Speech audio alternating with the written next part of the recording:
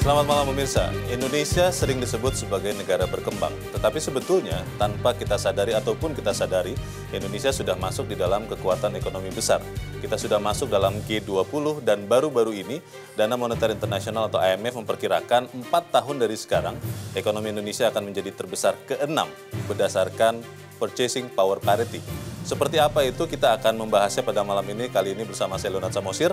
Tapi sebelum kita membahas bersama para narasumber, saya akan memperlihatkan beberapa gambaran bagaimana sebetulnya ekonomi yang besar itu akan terlihat. Kalau kita melihat di ekonomi Indonesia, diperkirakan pada tahun 2023 itu akan menjadi terbesar ke-6. Kita akan melihat lingkaran-lingkaran ini diumpamakan sebagai ukuran besaran ekonomi beberapa negara di dunia. Kalau kita melihat yang paling besar adalah di urutan ke-6 tadi, itu kita melihat di sini Indonesia yang diperkirakan akan memiliki perkiraan besaran PDB, maksud saya bukan PDB, adalah kekuatan daya beli itu sekitar 5 triliun dolar. Dan itu mengalahkan ada beberapa negara seperti Rusia, yang tadinya termasuk salah satu yang besar, itu adalah sekitar 4,9 triliun dolar. Lalu kita juga melihat bahwa Indonesia akan mengalahkan Brazil yang diperkirakan akan sekitar 4,1 triliun dolar. Sementara Prancis dan Inggris itu akan diperkirakan di tahun 2023 hanya akan sebesar 3, triliun dolar.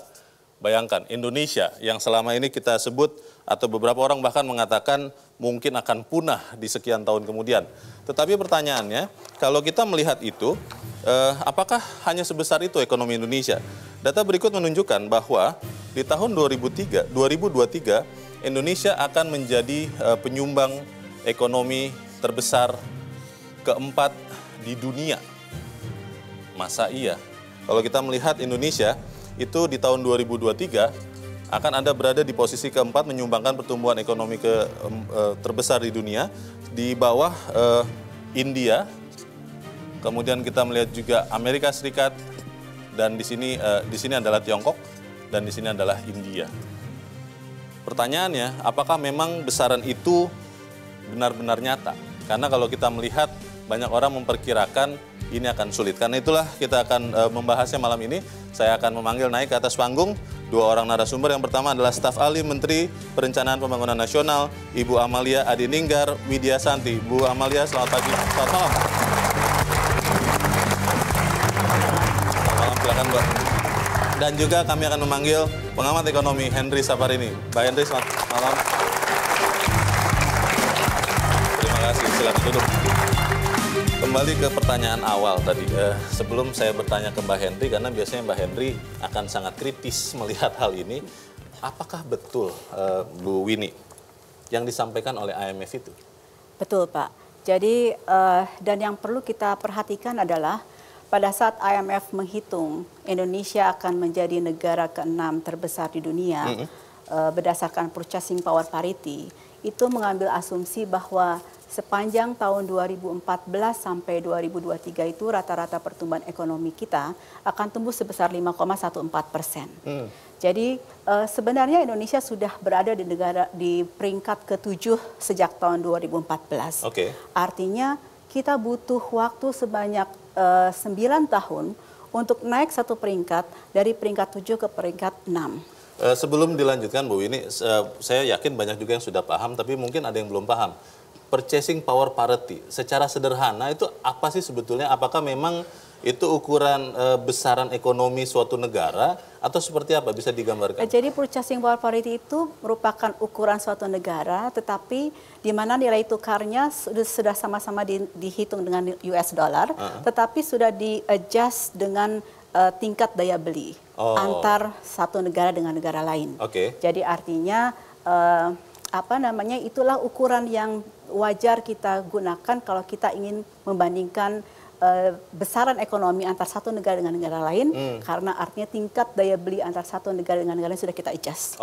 Itu kalau tidak salah ada yang pernah menyebutnya, Mbak Henry juga boleh sampaikan, hukum Big Mac ya, kalau tidak salah. Betul. Ada satu produk bagaimana produk makanan itu di sekian negara itu dihitung nilai realnya, begitu ya? Betul, betul. Kalau melihat itu Mbak Henry percaya tidak bahwa ini kan 4 tahun lagi, 2023 itu hanya 4 tahun, kemudian dikatakan bahwa kita akan menjadi ekonomi ke-6. Ya, jadi mungkin juga kita perlu paham ya.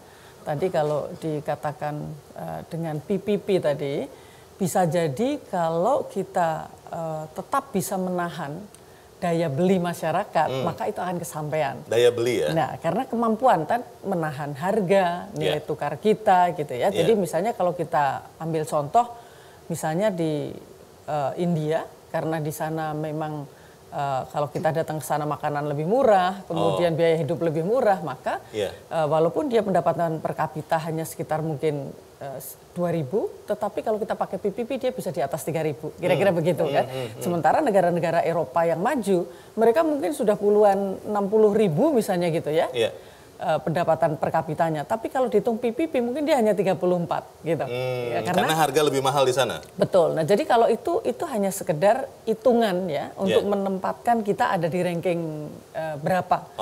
Ya, tapi yang paling penting adalah apakah benar bahwa kesejahteraan masyarakat itu ya. Karena kalau kita melihat kita nanti akan di 2000, kalau tadi Bu Winnie sudah sampaikan bahwa 2014 pun kita sudah nomor 7.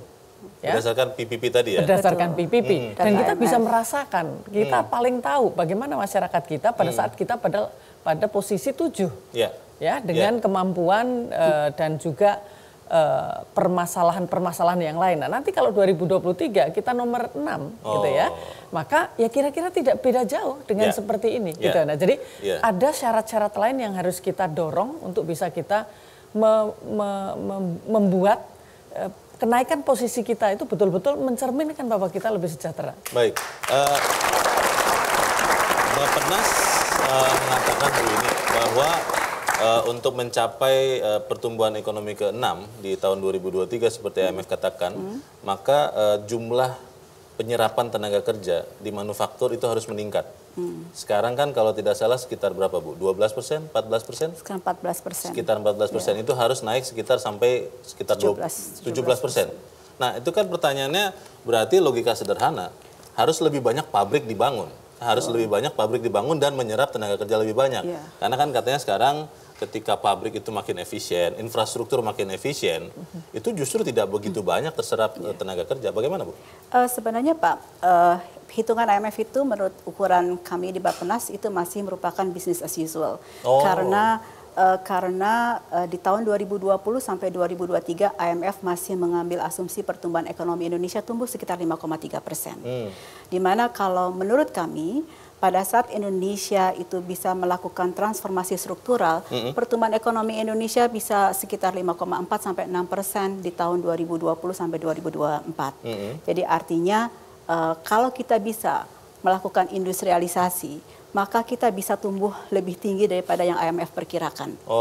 Jadi sebenarnya kalau yang menurut pelajaran yang bisa kita peroleh dari hitungan IMF adalah kalau kita lihat data histori ke belakang saja Pak, tahun 2010 sampai 2011 dalam waktu 2 tahun 2009 Indonesia berada di peringkat ke-10. Kemudian tahun 2011 Indonesia bisa naik langsung dalam 2 tahun ke peringkat 9. Mengapa bisa terjadi dalam 2 tahun kita bisa naik peringkat 1 tingkat? Sementara kalau yang sekarang 2014 sampai 2023 kita butuh 9 tahun.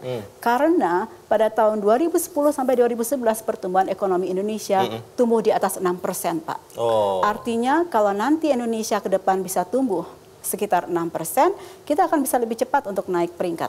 Pertumbuhan itu masih lebih banyak mengandalkan konsumsi Mbak Hendri. Dan investasi itu lebih banyak kita lihat belakangan ini dilakukan oleh pemerintah.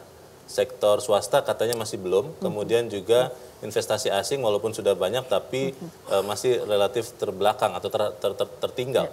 Pertanyaannya untuk bisa mencapai tadi pertumbuhan ekonomi itu apa bisa dilakukan? Apa yang harus dioptimalisasi? Ya, memang kita sudah terlalu lama lalai untuk melakukan revitalisasi terhadap industri kita.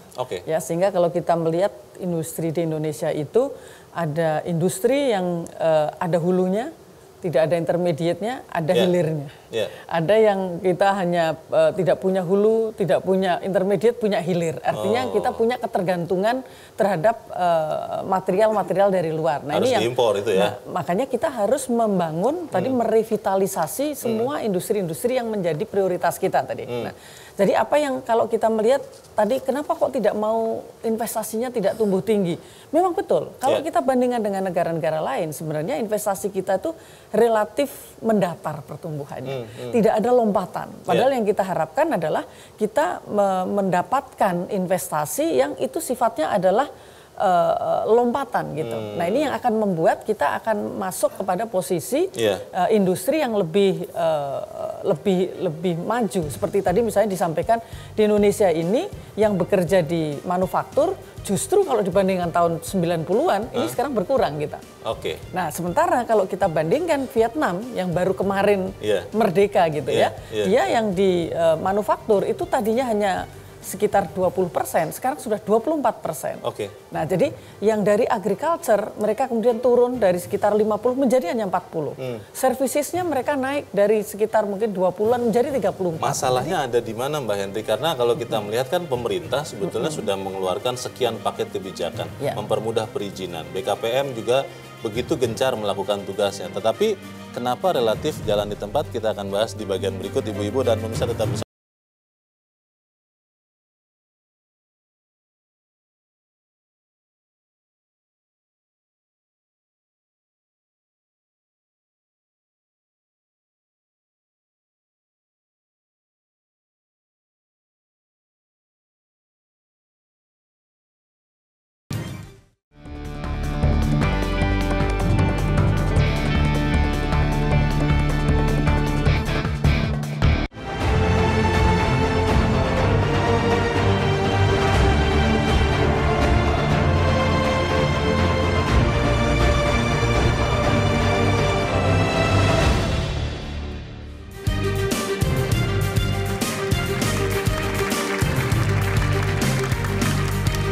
Anda masih bersama kami, kita masih membahas bagaimana Indonesia benar-benar bisa ada di klub elit dunia.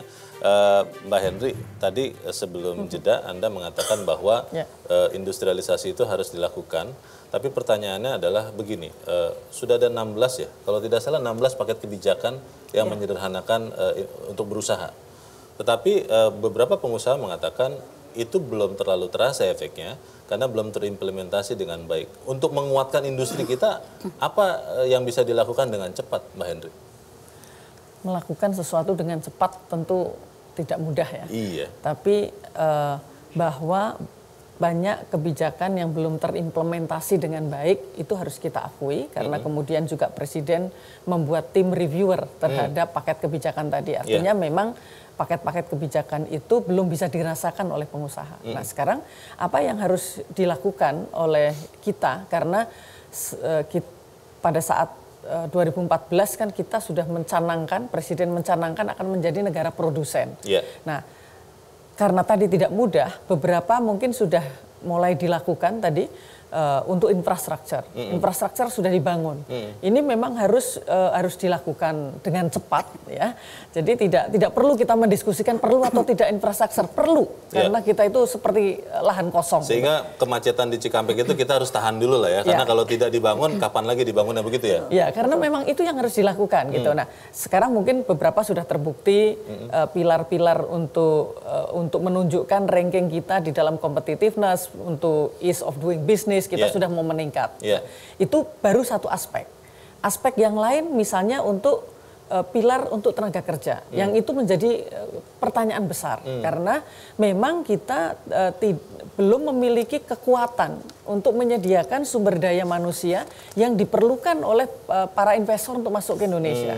Akhirnya mereka akan masuk, tetapi ketidaksediaan tadi akhirnya mereka akan pindah ke tempat yang lain. Itu baru dua pilar. Ada lagi pilar yang lain adalah tentang marketnya. Apakah kita sudah menata itu? Kemudian juga tentang upah. Itu juga perlu ada perubahan. Nah, jadi memang kita harus menuju ke posisi menjadi negara produsen tadi untuk menciptakan nilai tambah. Ada hal-hal yang sifatnya itu agak jangka menengah bisa kita selesaikan. Tapi jangka pendeknya semestinya kita bisa pilih beberapa sektor yang itu bisa memberikan quick win gitu ya. Misalnya kalau kita kalau mungkin kita bicara sesama ekonom gitu, kita jangan dong bicara tentang import substitution. Tetapi bagi Indonesia saat ini kita boleh bicara tentang import substitution, tidak hanya export oriented gitu. Import substitution itu kita coba melihat impor apa sih yang kita bisa produksi di dalam negeri. Dan kalau SDM kita memang belum siap untuk dengan yang tenaga yang skill dan educated semuanya, kita coba mereka untuk memproduksi yang selama ini kita impor, misalnya tepung tapioka kita impornya luar biasa. Toh kita bisa bikin.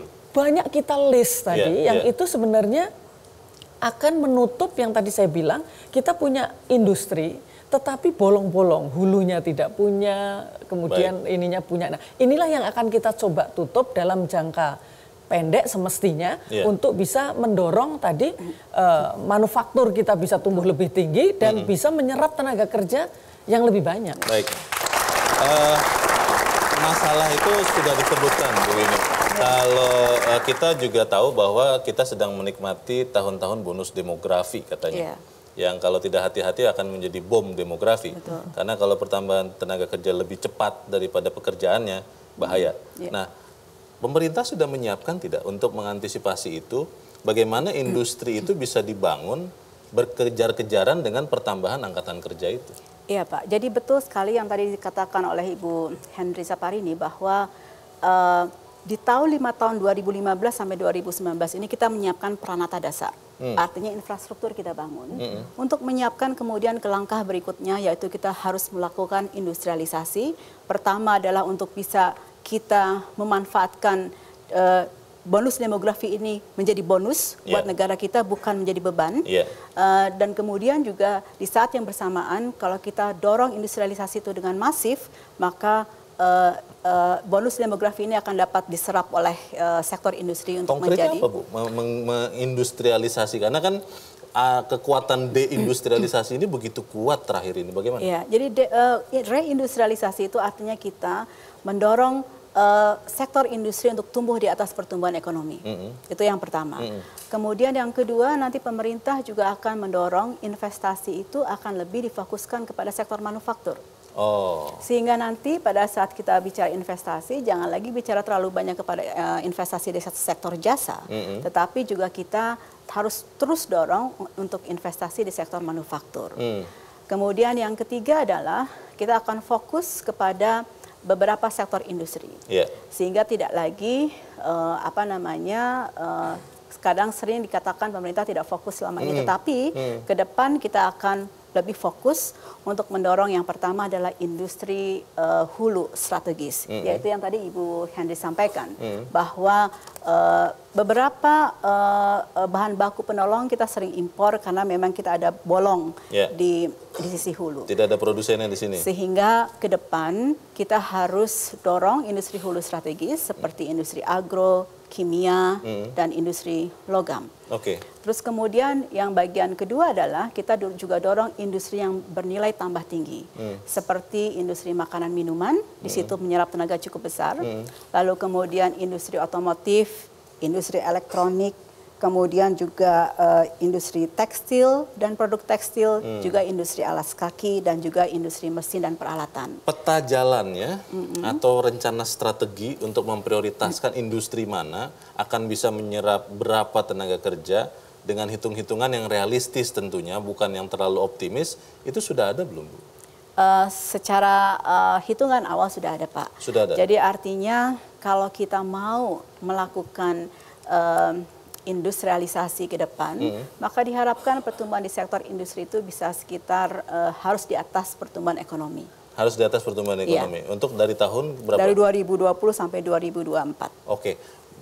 Masuk akal mungkin tidak itu dilakukan? Karena kalau kita melihat tadi Mbak Hendy sudah katakan Vietnam, dia fokus kepada pembangunan infrastruktur dan sumber daya manusia.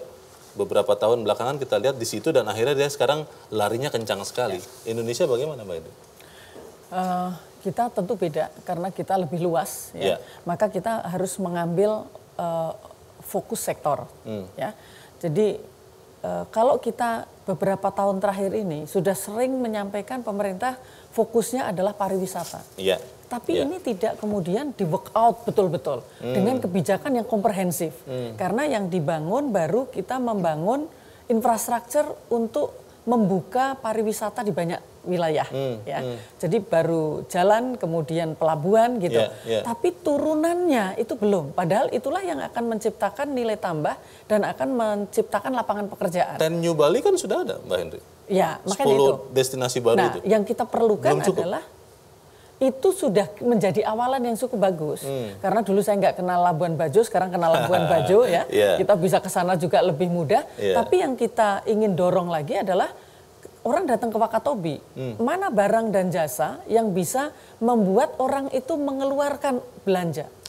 Sekarang di Manado pariwisata sudah sangat banyak. Apa yang akan kita create di sana, baik itu jasa maupun barang, agar orang itu spending. Orang mau belanja, kalau enggak ya uangnya enggak muter-muter, cuman datang saja. Nah, nanti makan kita masih murah, jadi orang seneng datang ke kita pakai transportasi murah, tetapi itu tidak kemudian menciptakan multiplier untuk menciptakan. Nah, ini yang harus tadi saya sampaikan, desain kebijakannya itu harus komprehensif. Jadi kalau dikatakan ini mau yang jadi prioritas yang mana sih, tentukan aja. Ya kita kalau misalnya di Kane mereka menetapkan ada 4 sektor. Itu yang akan menjadi pendorong utama agar kita tumbuh, menciptakan lapangan kerja dan inklusif gitu. Nah, udah kita pilih itu dan kita harus fokus itu menjadi satu kunci, tapi yang katanya juga bisa menjadi jalan keluar pintas itu adalah ekonomi digital. Karena dengan letak Indonesia, kondisi Indonesia yang sangat tercerai-berai begitu, tersebar luas, akhirnya ekonomi digital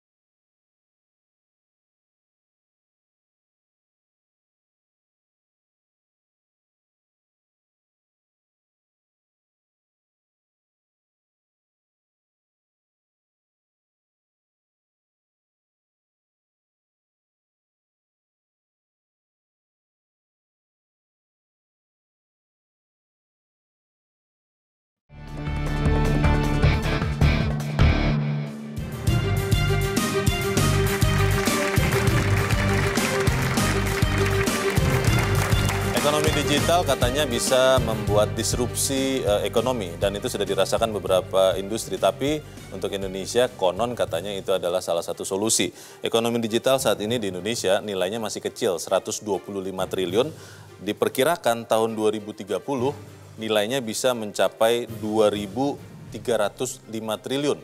Luar biasa, apa benar begitu?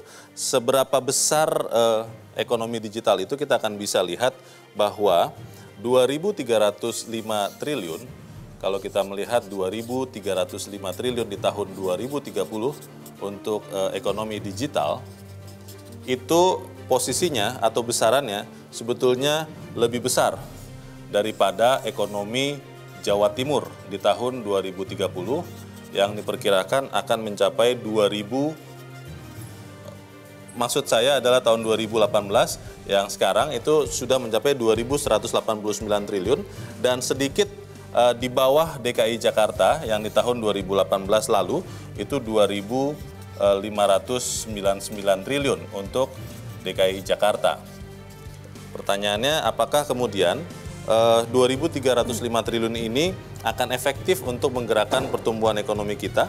Karena seperti yang kita ketahui, 2.305 triliun ini itu lebih banyak disumbangkan oleh konsumer retail, sektor konsumsi. Banyak Anda yang mungkin senang sekali berbelanja menggunakan e-commerce, itu sekitar 539 triliun. Dan yang kemudian menjadi pertanyaan kita adalah untuk pertanian dan pangan itu sekitar 548 triliun. Pertanyaannya adalah apakah kemudian angka itu bisa membuat ekonomi Indonesia tumbuh? Saya ingin ke Mbak Henry dulu. Mbak Henry, kalau saya boleh testimoni sedikit, saya menggunakan salah satu platform e-commerce untuk membeli makanan. Makanan jadi, saya pernah beli rendang dari Padang. Itu dalam waktu 3 hari sampai dan masih bisa dimakan dengan enak. dalam kondisi baik. Tetapi pertanyaannya apakah kemudian kita hanya bisa mengandalkan sektor jasa itu? Bagaimana Pak? Kalau kita bicara ekonomi digital, itu kan sebenarnya kegiatan ekonomi plus teknologi. Ya. Sehingga semestinya itu akan bisa lebih efisien. Seperti tadi biasanya lebih rumit untuk memesan, harus terbang, ini akan lebih cepat. Keluar biaya lebih banyak. Betul. Oke. Makanya ini semestinya harus dilakukan di semua lini. Baik itu dari sisi produksinya, dari sisi marketingnya, dari sisi pengirimannya dan sebagainya. Nah, ini yang semestinya bisa menjadi driver teknologi tadi, ekonomi menjadi lebih cepat dan lebih besar gitu. Nah, kalau kita tidak ada rendangnya, tetapi kita punya platformnya saja, akhirnya yang harus dijual adalah dari luar. Nah, jadi artinya kita harus punya orang lain yang akan kita jual. Nah, kita berharap bahwa kalau nanti 2030 di sisi retail itu akan tumbuh besar, maka yang diperdagangkan itu adalah produk-produk kita tadi. Nah, ini yang makanya dari sisi produksinya itu juga harus ditambah teknologi agar bisa kompetitif dan bisa diperdagangkan juga secara teknologi. Nah, ini yang harus difahami sehingga kita tidak berhenti pada mendorong ekonomi digital dengan perdagangan digital. Itu akhirnya, baru e-commerce-nya saja. Iya, akhirnya nanti kita hanya jadi broker saja begitu ya. Jadi ini yang mesti kita lakukan ya, karena sebenarnya itu juga dengan digital tadi bisa mempertemukan antara banyak pihak untuk melakukan kegiatan ekonomi secara bersama-sama. Artinya akan menciptakan sebuah ekosistem. Misalnya dengan digital tadi orang tidak harus memiliki kesemuanya kan.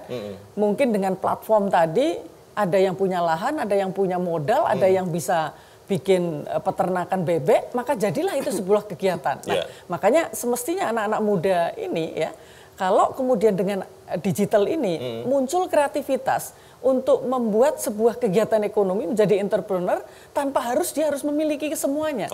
Tapi ada kebersamaan. Nah, ini yang kita harapkan. Ekonomi digital atau sharing ekonomi itu ini memang keniscayaan. Betul, Pak. Tidak bisa lagi ditolak, tidak bisa lagi ditahan. Tetapi pertanyaannya, apakah ekonomi digital di Indonesia itu benar-benar bisa membantu untuk menyerap tenaga kerja juga? Karena untuk orang yang kritis mengatakan yang meningkat itu hanya untuk sektor kurir. Ketika usaha pengiriman itu meningkat, tetapi kan intinya kemudian tetap tidak begitu banyak menyerap tenaga kerja. Bagaimana Bu? Jadi ekonomi digital itu harus dilihat secara luas, Pak. Jadi yang namanya ekonomi digital itu bukan hanya e-commerce, bukan hanya e-logistik, tetapi seluruh kegiatan aktivitas ekonomi itu dilakukan dengan teknologi tinggi, kemudian dengan juga internet, berbasis internet, dan artificial intelligence dan lain-lain. Jadi yang namanya ekonomi digital adalah digitalisasi dari seluruh aktivitas perekonomian. Nah, oleh sebab itu, kami sangat yakin bahwa ke depan dengan adanya transformasi digital ini bisa membantu ekonomi Indonesia untuk menjadi lebih cepat tumbuh tinggi, karena kalau kita lihat nanti kan selain e-commerce juga diharapkan nanti e-commerce itu bisa mendorong UKM-UKM Indonesia untuk bisa tumbuh dan berkembang. Artinya industri yang berkembang nanti tidak hanya industri besar dan kecil dan sedang, tetapi juga masuk kepada industri kecil dan mikro. Lalu kemudian yang berikutnya juga pada saat kita bicara ekonomi digital, nanti ada e-logistik yang akan memungkinkan kita mendistribusikan barang dengan lebih murah dan efisien dari satu tempat ke tempat lain. Nanti juga kemudian ada e-farming, kemudian lagi juga ada nanti e-fishery, dan kemudian lainnya yang bahkan government pun juga akan menjadi e-government. Nah, oleh sebab itu yang paling penting adalah bagaimana nanti manusia Indonesia, adik-adik yang ada di sini, itu bisa segera untuk melakukan penyesuaian, meningkatkan skill kita untuk kita bisa lebih adaptif terhadap perubahan teknologi yang ada ke depan. Supaya tidak terlindas. Supaya tidak terjadi mismatch antara kebutuhan dari reformasi teknologi ini dengan ketersediaan tenaga kerja yang ada. Mbak Henry, tadi Mbak Winnie mengatakan pertanian. Mau tidak mau kita harus akui hampir 30% tenaga kerja di Indonesia masih bekerja di sektor itu. Dan kalau kita melihat pertanian di Indonesia, saya tidak tahu, masih belum saya lihat ada sentuhan online-nya di situ atau digitalnya. Masih offline atau pekerjaan fisik. Nah, pertanyaannya bagaimana ekonomi digital itu bisa dimanfaatkan untuk memajukan pertanian itu? Ya. Jadi kalau kita bicara ekonomi digital, kemudian kita bertanya tadi, apakah itu akan create job? Betul. Mungkin di satu sektor, satu sisi itu justru akan mengurangi. Karena dengan menggunakan teknologi, maka kebutuhan tenaga kerja di sektor tadi jadi berkurang. Seperti misalnya di pertanian. Dengan adanya teknologi, ngirimnya lebih cepat, nanamnya lebih cepat karena mereka sudah menggunakan teknologi. Jadi itu hal yang lumrah. Tapi yang penting nilai tambah yang diciptakan akan lebih besar. Itu yang pertama.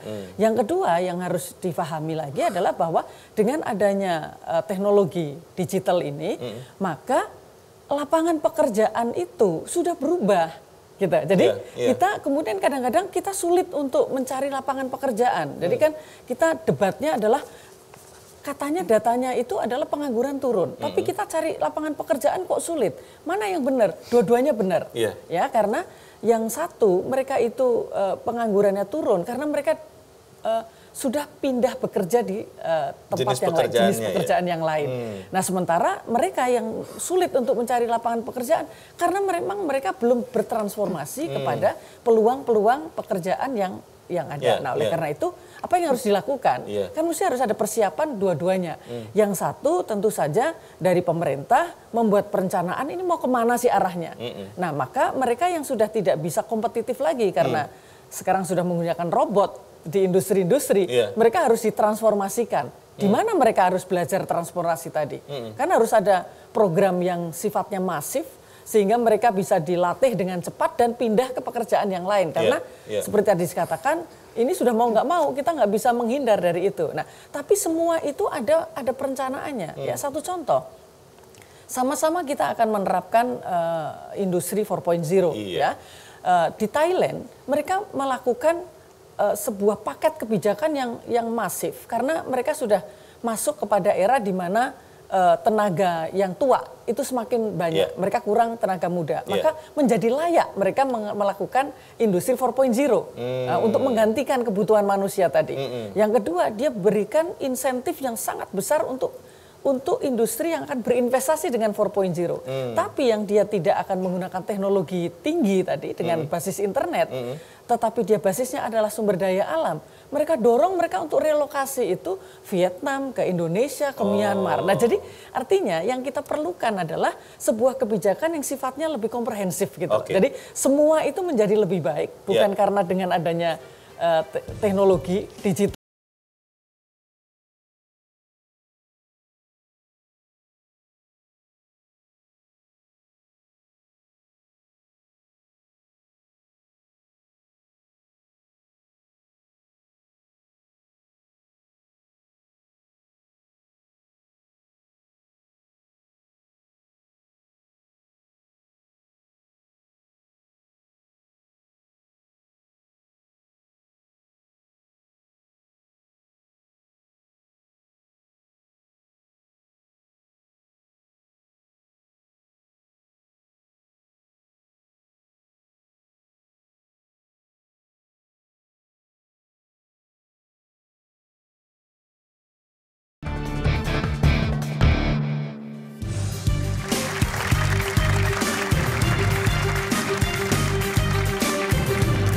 Terima kasih pemirsa, Anda masih bersama kami di Economic Challenges.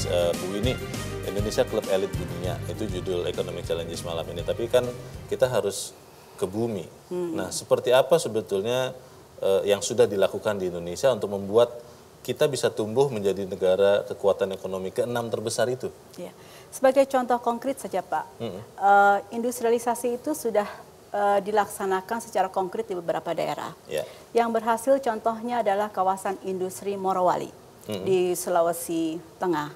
Di situ kita bisa melihat ada proses dari industrialisasi dari hulu ke hilir, di mana kemudian nikel, biji nikel diolah menjadi ferronikel, kemudian dari ferronikel diolah menjadi stainless steel, dari stainless steel kemudian nanti diolah menjadi plat-plat baja. Jadi artinya dari yang tadinya biasanya Sulawesi Tengah itu menjual biji nikel kemudian diekspor, sekarang dia tidak lagi menjadi ekspor bahan mentah, tetapi menghasilkan ekspor yang sudah bernilai tambah lebih tinggi daripada dulu. Apa kuncinya sehingga bisa berubah begitu? Kuncinya adalah komitmen dari semua pihak. Investornya komitmen untuk hadir di situ, pemerintah daerahnya komitmen, pemerintah pusat juga komitmen. Jadi artinya bahwa untuk kita bisa melakukan industrialisasi itu harus kerja keras bersama dengan kebijakan yang konsisten antara satu sektor dengan sektor lain. Kemudian akibatnya dengan adanya kawasan industri Morowali tersebut, Sulawesi Tengah sekarang selalu tumbuh double digit. Sekarang sekitar 12% pertumbuhan ekonominya. Yang tadinya berapa? Yang tadinya hanya single digit. Oke. Jadi artinya ini menjadi contoh dan menjadi keyakinan kita. Kalau kita menerapkan konsep seperti yang Morowali itu kita terapkan di beberapa daerah lain, dalam artian Indonesia bisa kok harusnya menjadi negara industri suatu saat.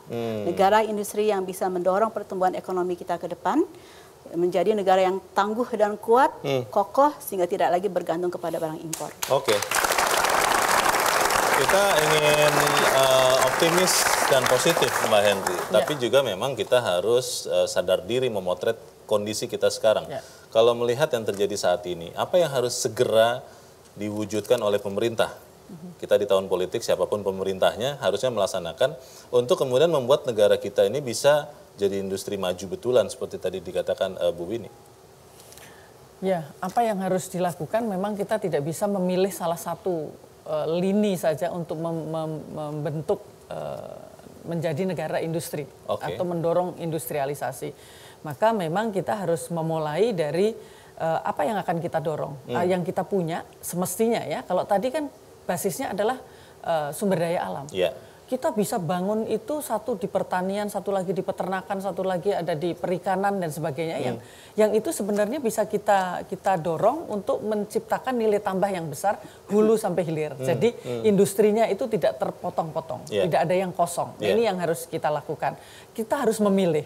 Ya, misalnya Malaysia dulu mereka importir petrochemical, sekarang jadi eksportir. Nah, jadi artinya ada yang bisa dilakukan untuk tidak hanya untuk kepentingan dalam negeri untuk import substitution, tapi juga nanti kita akan menjadi ekspor. Nah, oleh karena itu memang kalau yang harus dilakukan tidak hanya komitmen dari semua pihak, tetapi perencanaan itu memang harus terintegrasi dan komprehensif. Terutama tempatnya Bu Winnie. Ya, memang ada di tempat beliau. Tapi artinya bahwa tanpa ada perencanaan yang komprehensif itu nggak akan bisa. Misalnya sekarang yang akan jadi prioritas industri manufaktur kita apa? Kalau kemudian ada 10-10-nya yang sekarang sudah ditetapkan ya, di RIPIN itu 10. Tapi setiap satunya itu juga ada anaknya, kita nggak akan bisa. Jadi kalau kita tetapkan misalnya kita akan, ini kan bisa bergulir dari tahun pertama, kedua, ketiga, dan kelima misalnya pemerintahan untuk periode yang akan datang ini. Apa yang akan dilakukan pertama? Oh, kita fokus pada sektor ini. Maka semua kemudahan, baik itu fiskal, baik itu kemudian kemudahan di dalam menyiapkan SDM, itu fokus kepada sektor tadi dan kemudian akan bergulir yang lain. Misalnya kita kayaknya sekarang kompetitif untuk otomotif. Jadikan kita memang betul-betul menjadi eksportir otomotif terbesar, bisa mengalahkan Thailand, misalnya gitu. Nah, apa saja yang akan dilakukan? Gitu. Kalau sekarang kita sudah menjadi produsen terbesar juga untuk CPO. Terus apa yang harus kita lakukan agar kita memang nilai tambahnya terbesar di situ, betul-betul kita jagoan gitu. Nah, jadi memang ada perencanaan yang komprehensif, tidak bisa ini broad based policy, tapi memang harus jauh lebih fokus, ada keberanian untuk memilih mana yang dulu. Saya tidak tahu sekarang masih atau tidak, tapi kelihatannya masih. Kita kalau soal produk pertanian, Bu Winnie, kita masih ingat dengan apa yang Bangkok-Bangkok. Durian Bangkok, jambu Bangkok, apapun, pepaya Bangkok. Padahal kita juga sudah bisa memproduksinya. Indonesia punya fokus seperti itu tidak? Saya tidak tahu apakah itu industri pertanian atau tadi dikatakan Mbak Henry, industri manufaktur yang high-tech juga lumayan tinggi. Ada tidak untuk itu? Nanti ke depan kita akan fokus ke beberapa sektor industri saja, Pak. Jadi tadi yang seperti saya sebutkan tadi, misalkan untuk hulu, ya hulu strategis saja. Yang agro memang seperti perkebunan. Lalu kemudian yang kedua adalah kimia untuk memenuhi kebutuhan industri. Dan yang ketiga adalah untuk hulu strategis adalah industri logam. Jadi memang betul bahwa kita tidak bisa semuanya kita, karena kita harus memilih sehingga nanti intervensi kebijakan pemerintah pun juga akan lebih tepat sasaran dan lebih fokus. Termasuk penyiapan sumber daya manusianya, Bu. Betul. Jadi yang namanya kita kalau mau melakukan perubahan, kita mau melakukan industrialisasi tentunya harus diiringi dengan perubahan atau upgrading dari kualitas sumber daya manusia kita. Sehingga nanti bisa memenuhi kebutuhan dari sektor industri itu yang untuk berkembang. Baik. Jadi misalnya nanti kebutuhan sebagai contoh, kalau misalnya kita membangun industri sepatu di Papua, pasti kan tidak ada tenaga kerjanya. Jadi artinya industri pun akan memilih tempat di mana dia bisa berinvestasi kalau memang ada suplai tenaga kerja yang cukup. Jadi lengkap begitu ya, betul, komprehensif. Betul. Mbak Henry, singkat saja, kalau apa yang akan kita lakukan itu tergantung pikiran. Ketika IMF mengatakan kita akan jadi negara ke-6 terbesar, tapi kalau kita sendiri tidak percaya, tidak akan jadi. Kepercayaan itu seperti apa supaya kita bisa menerimanya? Yang pertama, kita sangat yakin bahwa kita akan bisa menjadi negara besar. Sekarang kita sudah masuk G20, maka kita akan menjadi yang terbesar, 10 besar itu akan mudah. Yang menjadi pertanyaan adalah jangan sampai kita ini menjadi besar, tetapi kemudian besarnya ekonomi tadi itu tidak merefleksikan kesejahteraan masyarakat di dalam mendapatkan lapangan pekerjaan dan sebagainya. Semua masyarakat kita itu wajib untuk bisa bekerja. Baik. Gitu ya. Nah, ini yang harus diyakinkan sehingga kita perlu perencanaan yang lebih matang. Ada pekerjaan-pekerjaan yang memerlukan keterampilan teknologi rendah, tetapi ada yang teknologi tinggi dan itu bisa dilakukan oleh semua. Baik. Sekali lagi, bagaimana kita bisa menjadi